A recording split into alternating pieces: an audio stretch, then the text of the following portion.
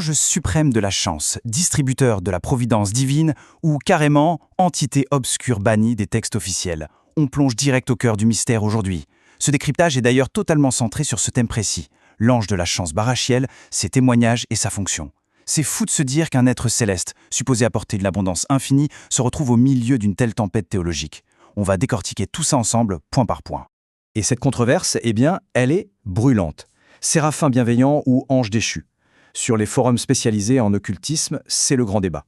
D'un côté, on nous affirme avec ferveur que Barachiel est un être de pure lumière, d'intuition, appartenant au cœur joyeux des séraphins. Et de l'autre, c'est la confusion totale. Certains pointent du doigt des grimoires anciens où il serait lié à la foudre et à la destruction. Bref, c'est le grand écart absolu. En fait, pour capter d'où vient ce quiproquo, il faut opposer deux visions. D'une part, on a Barachiel, qui signifie littéralement la bénédiction de Dieu, dotée d'une énergie hyper expansive et joyeuse, de type jupitérienne. Et d'autre part, dans le très ancien livre d'Enoch, on trouve un certain Barachiel, ou Barakel, un ange déchu, avec une énergie martienne, de feu, de rébellion et de foudre. La ressemblance phonétique est juste dingue, non? Du coup, au fil des siècles, les raccourcis ont été vite faits, même si les puristes jurent qu'il s'agit de deux entités qui n'ont absolument rien à voir. Alors on va garder le cap sur la version lumineuse, parce que c'est celle-là qui compte vraiment aujourd'hui. L'étymologie est d'ailleurs passionnante. Son nom vient des racines hébraïques barouche ou baraka.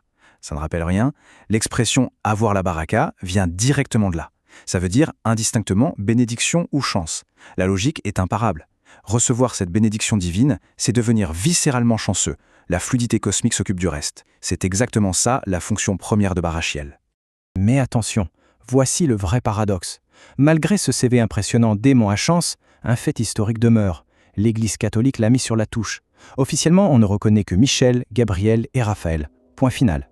Barachiel fait partie des archanges dits interdits. En l'an 745, lors du Concile de Rome, les autorités ont décidé de restreindre la vénération pour éviter les dérives ésotériques. Ils ont tout simplement écarté Barachiel du dogme officiel pour garder une stricte discipline. Bon, on le sait bien, une interdiction officielle, ça n'efface jamais la ferveur populaire. Au contraire, les traditions mystiques ont gardé un système ultra précis pour s'aligner sur sa fréquence. Le jour idéal pour le contacter, le jeudi, de préférence en septembre. Sa couleur, c'est le violet ou le mauve, sa pierre de cœur, l'améthyste, et son chiffre, le 6. L'idée ici, ce n'est pas de faire de la magie occulte, mais plutôt de se régler sur la bonne onde, exactement comme on chercherait à la bonne fréquence sur une radio pour avoir un son bien clair. Et une fois qu'on est sur cette fréquence, qu'est-ce qui se passe? L'ampleur de son action est juste monumentale. Déjà, il dirigerait près d'un demi-million d'anges gardiens sur Terre. 496 000 pour être précis. C'est le grand boss des protecteurs du quotidien. Ensuite, c'est le spécialiste ultime pour attirer la chance financière et ramener la paix dans les foyers. Mais le plus étonnant,